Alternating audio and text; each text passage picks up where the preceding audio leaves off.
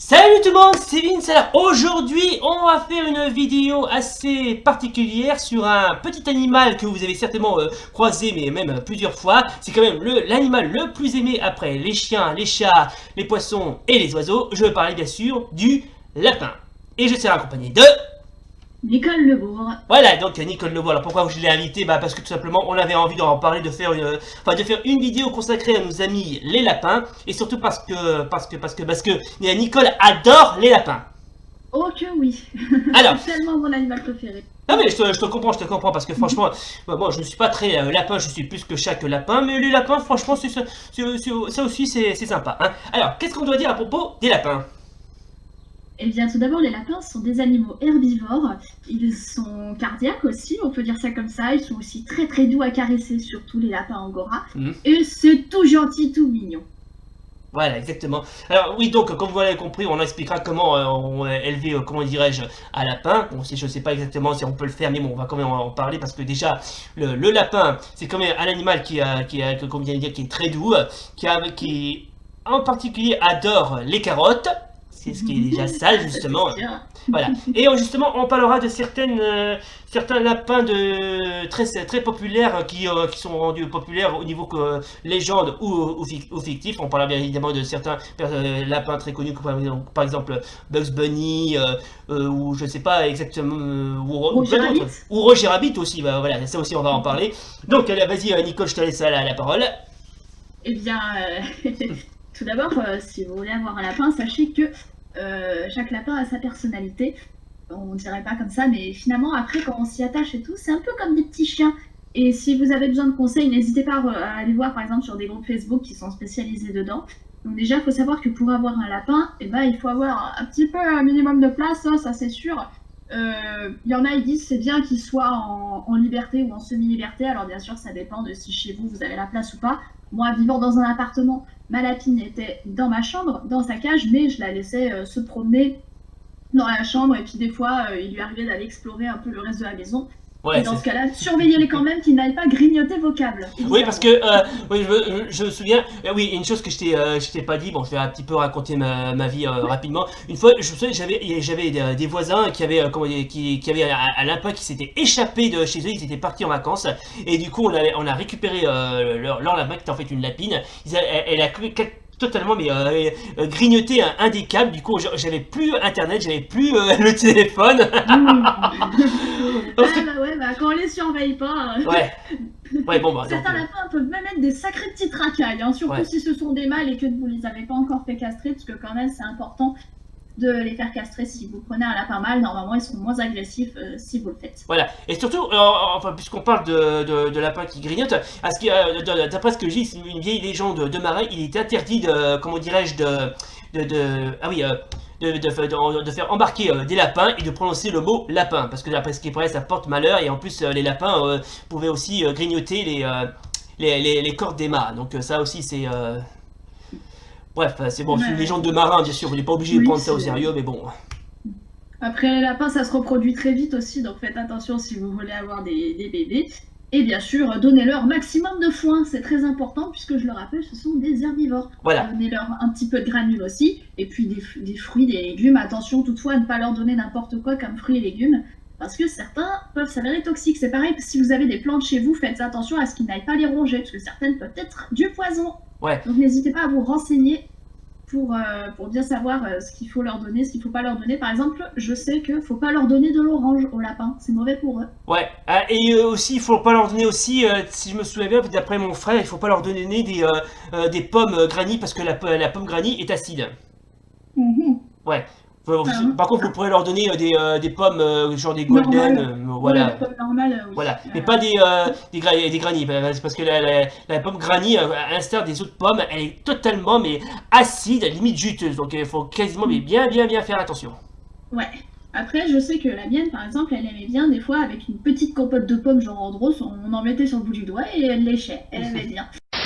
Maintenant, chère Nicole, puisqu'on parle de lapin, on peut bien sûr, quand on parle de lapin, on peut bien sûr, on peut parler de lapins légendaires, de mythes, ou même de fiction aussi. Par exemple, des lapins de fiction, j'en connais un Rio, ça va à l'encontre de Bugs Bunny, qui est sans conteste le personnage de cartoon le plus populaire après Mickey Mouse.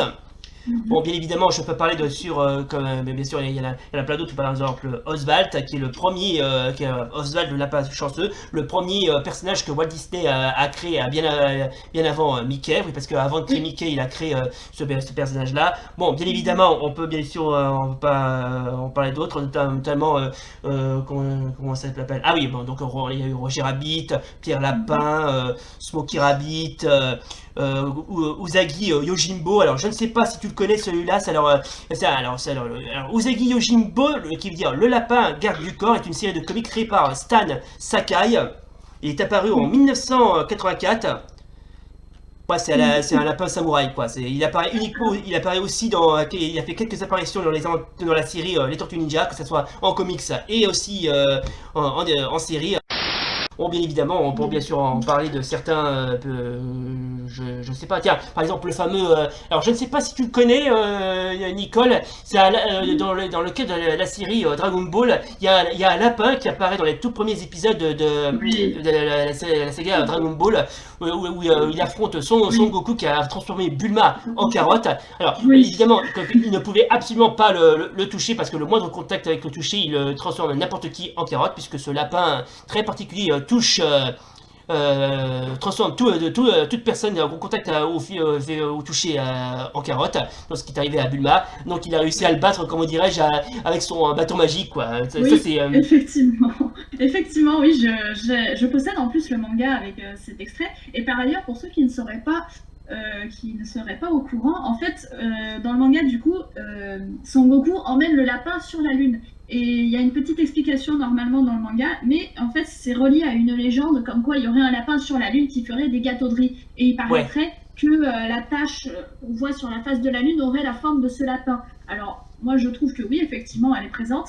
Et il me semble que je sais plus si c'est dans le voyage de Chihiro ou Mon voisin Totoro ou un autre film réalisé par Miyazaki que j'ai vu, je crois que c'était dans Mon voisin Totoro où on voit la lune avec un lapin qui pile les gâteaux de riz comme ça. Il me voilà. semble que c'était dans Mon voisin Totoro, mais je ne suis pas sûre. Mais voilà, Ouais, c'est une légende qui vient de pays asiatique. voilà, donc je crois que c'est le fameux légendaire lapin lunaire ou le lièvre de Mhm. jade. Je sais plus si c'est lui ou. Enfin, une chose est sûre, il est. De toute façon, que vous parlez de mythe du lapin, que ce soit en Chine ou au Japon, ils ont quasi. C'est totalement mais lié, quoi. Mhm. Bon, bien évidemment, quand on parle bien sûr de d'autres. Alors, il y en a aussi un que je. Bon, je sais pas si tu te souviens, Nicole, il y en a un autre lapin tiré d'une série animée. Je sais, il se nomme Le lapin aux oreilles de carreau. Et en hongrois, puisque c'est une série hongroise, alors je te le donne, alors, Mhm. Koskas Fulu Niul. Voilà. Bon, désolé si je parle mal hongrois. Ok. Voilà, je suis désolé, je parle très mal hongrois, je suis désolé. Donc, Ouais, en même temps, ni toi ni moi ne parlons la langue, donc c'est voilà. un peu Donc, normal qu'on a du mal à prononcer. oui, alors donc le lapin, qu'on l'appelait le lapin aux oreilles de Kero, puisque le titre hongrois est tellement difficile à prononcer. Alors je sais, j'en ai parlé dans mes vidéos spéciales critiques consacrées aux séries inconnues. Oui, et j'en ai parlé justement. Alors j'ai fait une assez bonne critique là-dessus parce que déjà. Cette série, franchement, elle est assez bien. C'est assez. Par contre, le seul défaut dans dans cette série, c'est l'absence totale de dialogue. Aucun personnage ne parle.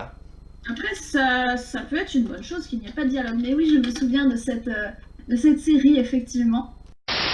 Et bien évidemment, quand on parle de lapin de légende, on peut bien sûr en parler de quelques-uns, le fameux lapin de Pâques ou Nana Bozo. Alors, Ouais. Nana Bozo, alors je vais vous expliquer qui c'est. Alors, c'est le nom qui a fait tirer d'un lapin légendaire des mythes amérindiens. Qui est aussi un esprit farceur ayant généralement l'apparence d'un lapin dans la mythologie des Anishinaabe, voilà, on va le dire comme ça, des Ojibwe et ainsi que dans d'autres tribus d'Amérique du Nord qui apparaît uniquement oui, qui apparaît aussi dans une des je crois que dans une des BD de Yakari, je crois que c'était le premier, je crois. Et donc c'est un grand lapin assez qui était aussi un esprit farceur. Donc il peut faire des mauvais tours aux humains, quoi. Mais il est assez spécial, comme dirait cet esprit. Alors, il apparaît la plupart du temps sous la forme d'un lapin, comme je viens de le dire. Sous cet aspect, il est tantôt connu sous le nom de Michabou, le grand lapin ou le grand lièvre. Oui, parce que les lapins et les lièvres sont quasiment mais reliés, sauf que le lièvre est plus grand qu'un lapin. Voilà, exactement, il a de plus grandes oreilles, et il y a des différences.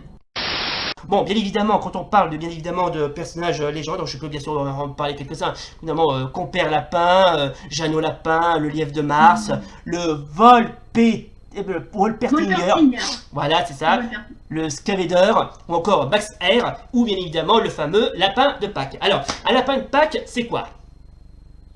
Eh bien, tout simplement, ce petit lapin, ou grand si vous avez vu les 5 légendes, parce que oui, il y a le lapin de Pâques dans les 5 légendes, c'est le lapin qui, à Pâques, va aller cacher les œufs pour que les enfants aient les trouver. En tout cas, moi, c'est ce que je considère. Voilà. Non mais tout pour ta croire que c'est un symbole typiquement américain. Hein.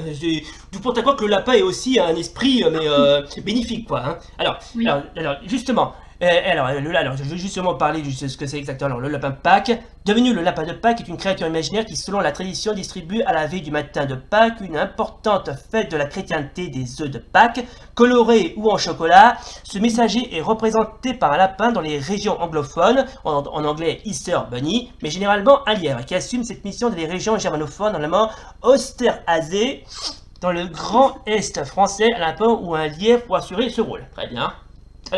Alors, d'après la légende, ou plutôt les origines, le lapin symbolisant autrefois la fertilité et le renouveau, comme le printemps et la Haute-Allemagne, Allemagne du Sud, qui naquit à la tradition austère, le lien de Pâques en français, avant qu'elle ne se répande dans le reste des pays germaniques.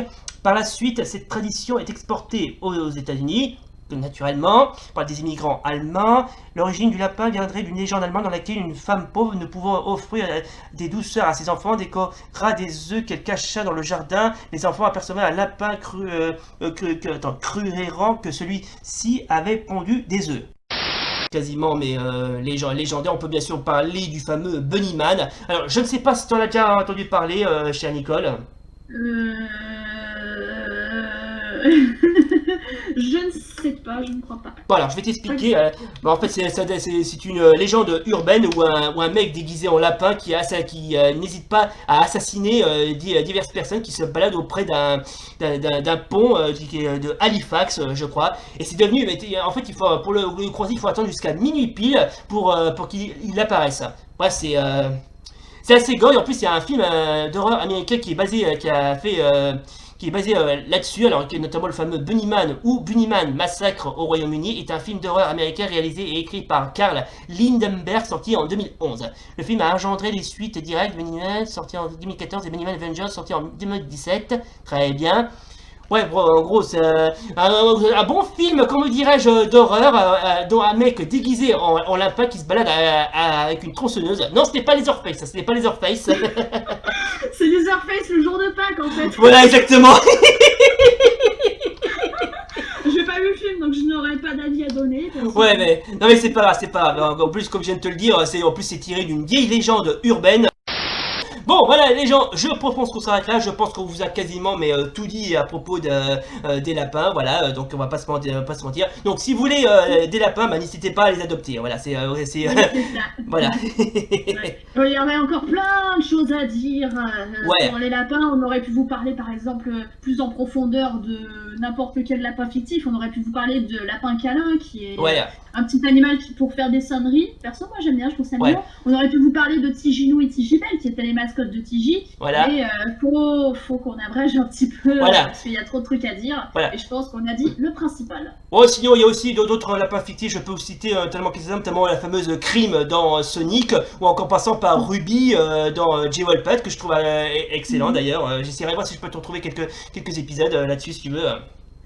Voilà. Bon, les gens, je propose qu'on s'arrête là. Donc voilà, c'était la vidéo spéciale critique sur les lapins. Si cette vidéo vous a plu, n'oubliez pas le pouce bleu et l'abonnement. Et d'ici là, salut!